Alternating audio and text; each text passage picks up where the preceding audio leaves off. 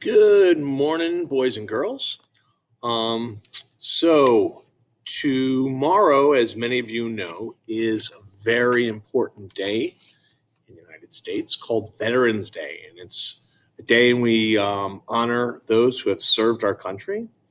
Another important holiday for veterans is called Memorial Day. And that's at the end of our school year, usually around May 30th period of time, where we honor those who have given their lives for our country. So, for today and tomorrow, I would like to talk a little bit about veterans and the importance that they have. So, um, part of this, I'm going to read a book to you called Tucky, Joe, and Little Heart. I'm going to start the book today, and then I'm going to finish it tomorrow. So, listen carefully because I might be throwing out some questions. All right. All right. So, here we go. Let me adjust my screen. I think we're good here. All right. I was born in Allen, Kentucky on October 3rd, 1924. I grew up like any backcountry boy in Kentucky. Tougher than last year's jerky and faster than a scared jackrabbit. I could whittle and carve just about any kind of stick or wood, and I could sneak up on just about anything. Come right handy for hunting. My pa taught me how to use a shotgun when I was knee-high to a grasshopper. But my 12th birthday, I was known in 3 counties for sharp shooting. I could hit the eye of a gnat from a furlong away, whilst I was on a dead running, dodging a wild boar dog. I always took first prize in our county fair for fancy shooting. I even caught the eye of the sweetest little of a gal, Freda Hill, from over in Prestonsburg way. I knew when I was old enough, I was going to spark her. When I was 10 or so, we heard all about the war that broke out in Europe and that fella Hitler. Then the papers said Pearl Harbor was bombed and we were at war with Japan in the Pacific. I told my mama that I was fixing to enlist in the army and so go fight for my country. The onlyest thing was I wasn't old enough to join. Even though I had promised my heart to Freda, I had to go. So soon enough, my folks lied me older when I went to sign up. Sure enough, the Army took me that very day. After basic training, I was assigned to the 6th Infantry Company G, 20th Division. Then we were deployed to the Pacific Theater on the biggest ship I have ever seen. All right, so he's talking about going off to fighting there. All right, now he's headed out to the Pacific Ocean for that part of the war. I was miserable sick the whole way. The onlyest boat I've ever seen was a river raft back home on Hominy Creek. Being the youngest recruit on this ship, almost everybody aboard was calling me that kid from Kentucky or just the kid. First, I didn't like them saying it, but after I got to show them how good I was with a rifle, and our sergeant picked me for special training as a marksman and for heavy ordnance, explosives, they all looked up to me. I later became part of a very special unit that went into the jungle to seek and destroy machine gun nests and enemy outposts. Then the Kentucky Kid moniker became my badge of honor. I could hardly wait to land and get into the thick of the fighting. All right, so here they are off into the Pacific.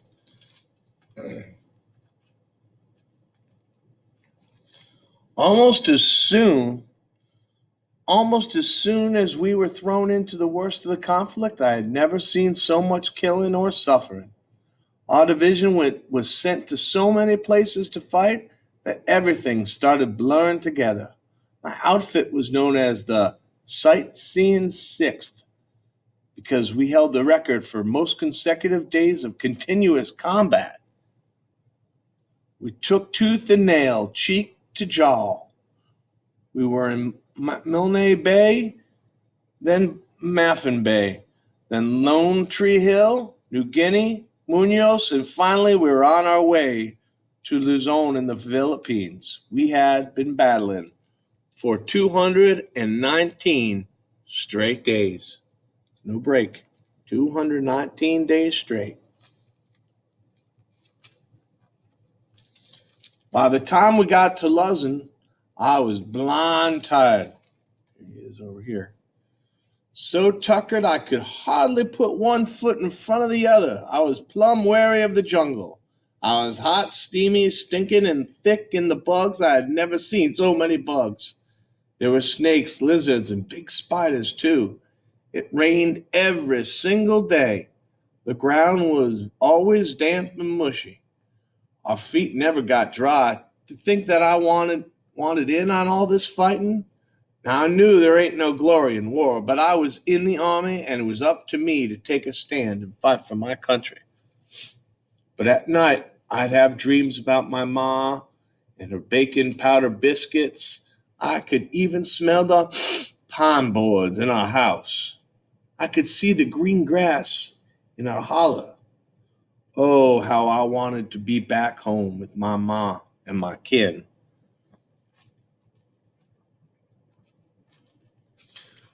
My unit's mission on Luzon was to clear the jungle to build an airstrip and also to level the land and pitch our tents for an outpost.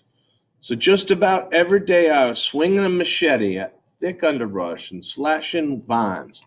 One day I stopped for a swig of water from my canteen.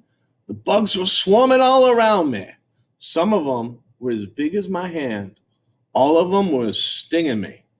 I was being eaten alive. I was a scratching fool.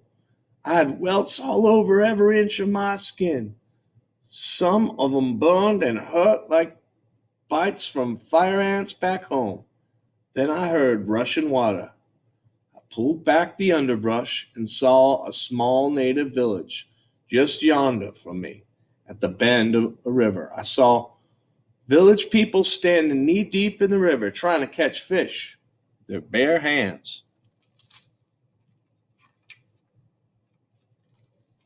Then, big part of the story here, boys and girls.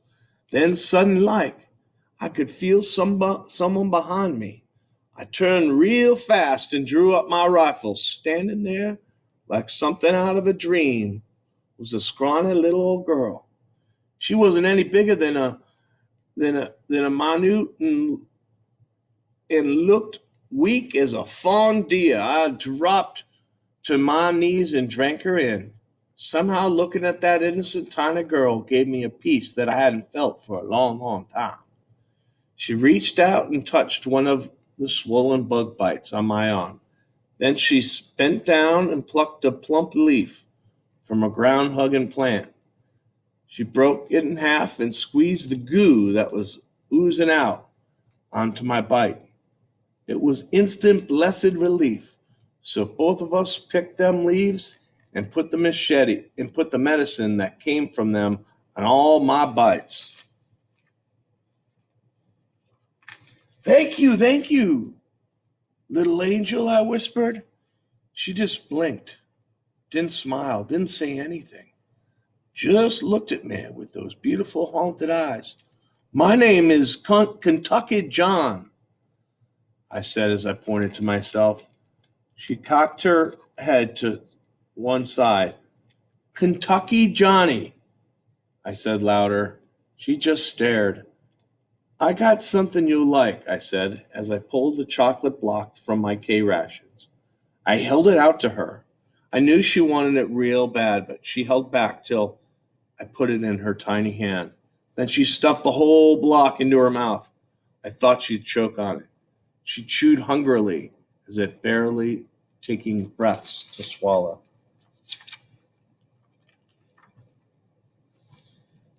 Then both of us just sat there for the longest time. Made me feel calm and less homesick to be there with her. Wonder what your name is, I muttered. Then I noticed a small birth-up mark on her arm. It was shaped like a perfect heart, Little Hot, I sang out. That's what I'm a-calling you, I whispered to her. Tucky Joe. She suddenly blurted out as she pointed at me. Tucky Joe, Tucky Joe, Tucky Joe, she sang as she turned and ran back into the jungle. I gathered up as many of them leaves as I could to take them back to camp with me. All right, boys and girls, so that's 10 minutes into our story. And I will finish the rest of this in class tomorrow. Okay, so hopefully you'll be ready for some questions that I have. All right, good job.